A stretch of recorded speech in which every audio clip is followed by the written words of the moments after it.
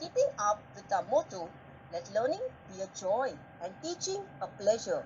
Here we are with a remote teaching and learning process to bridge the gap. Happy learning, students. नमस्ते बच्चों, कैसे हो आप सब?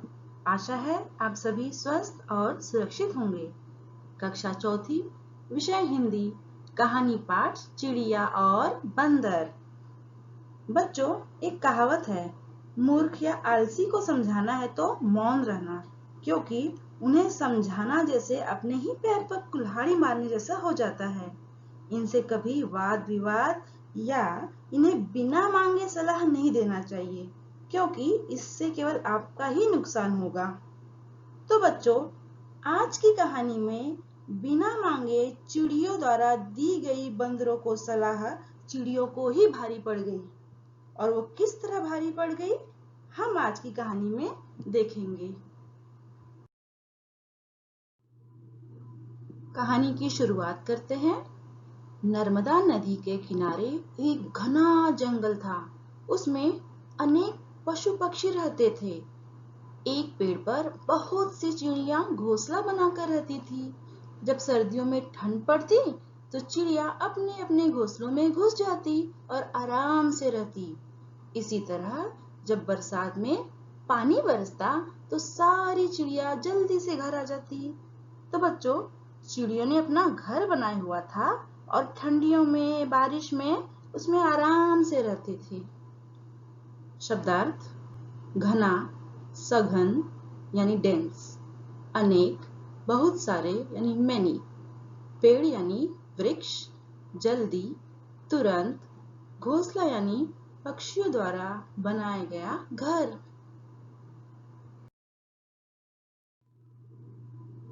बरसात के दिन थे। एक दिन बहुत तेज पानी बरस रहा था। भीगने से बचने के लिए बंदरों की एक टोली पेड़ पर आकर बैठ गई। एक बया यानी चिड़िया का नाम, एक बया ने अपने घोंसले से झांक कर देखा। कुछ बंदर पेड़ पर चुपचाप बैठे थे। बरसात तेजी से होती जा रही थी। बया से चुप न रहा गया। उसने बंदरों से कहा, अरे, आज तुम सब इस तरह चुप क्यों बैठे हो? हमेशा तो यहाँ से वहां, वहां से यहाँ उछल कूद करते रहते थे। बच्चों, बारिश अधिक होने के कारण बंदरों की एक टोली पेड़ पर बैठ गई। बंदरों को भीगता हुआ देख बया बोल उठी, हमेशा उछल कूद करने वाले बंदर आज चुप क्यों बैठे हैं? शब्दार्थ: पानी यानी जल, टोली यानी झुंड, ग्रुप, बरसात यानी बारिश।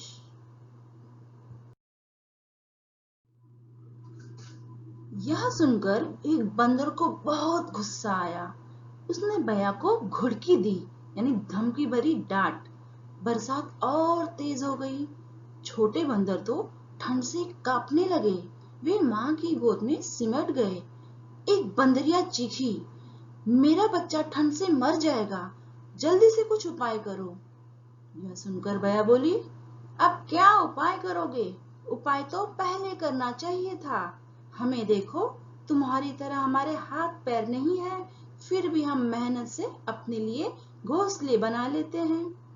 तो बच्चों, बया की बातें सुनकर बंदर को गुस्सा तो बहुत आया। वह धमकी भरी डांट भी देने लगा। तेज बारिश के कारण ठंड भी बढ़ गई। छोटे बंदर बेचारे कांपने लगे। एक बंदरिया चिल्ला उठी, कोई उपाय करो बारिश से बचने का, नहीं तो मेरा बच्चा मर जाएगा। बया फिर बोल उठी, अब क्या उपाय का समय? ये तो पहले करना चाहिए। हमारे हाथ पैर नहीं है, फिर भी हमने हमारा घोंसला बनाया है। शब्दार्थ: गुस्सा, क्रोध, घुड़की देना यानी धमकी भरी डांट, सिमटना यानी सुकड़ना, उपाय, तरकीब।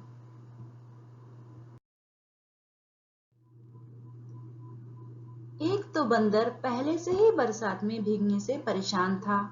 उस पर बया की बातें। उसे लगा बया उसका मजाक उड़ा रही है। वह दांत दिखाकर बया को घुड़की देने लगा, पर बया बंदर की घुड़की से डरी नहीं। बया बोलती ही जा रही थी। इसी बीच एक मैना बोल उठी, बंदर भाई, बरसात में भीग रहे हो, घर क्यों नहीं बनाते? देखने में आदमी जैसे लगते हो। घर बनाया होता तो आज इस तरह बरसात में परेशान नहीं। बच्चों, बंदर भीगने से परेशान थे, ऊपर से बया उनका मजाक उड़ाने से बाज नहीं आ रही थी। बंदर को और गुस्सा आ गया, लेकिन बया गुस्से से नहीं डरी बल्कि बोलती ही जा रही थी। ऊपर से मैना भी बोल उठी कि आदमी जैसे दिखने वाले अपना घर क्यों नहीं बनाते? शब्दार्थ: परेशान यानी चिंतित, वरीड, घर यानी गृह।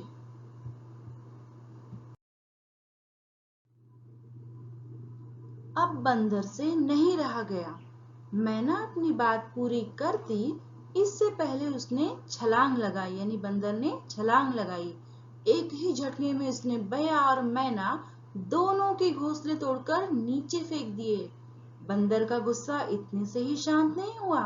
उसने एक एक कर पेड़ से सारे घोंसले तोड़कर नीचे फेंक दिए। पक्षियों के सारे अंडे नीचे गिरकर फूट गए।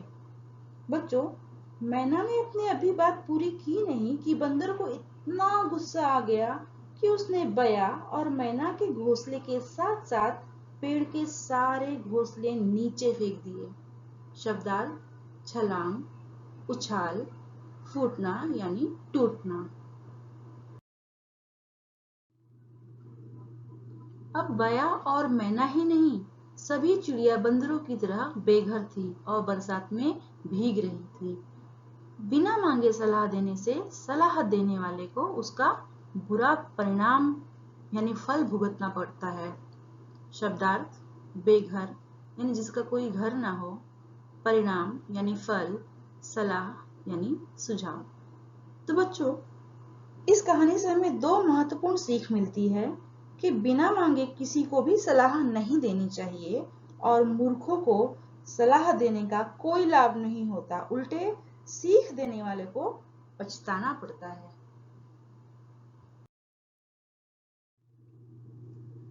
तो बच्चों, इसी तरह हर दिन कुछ न कुछ नया सीखते रहिए, स्वस्थ रहिए, सुरक्षित रहिए। धन्यवाद।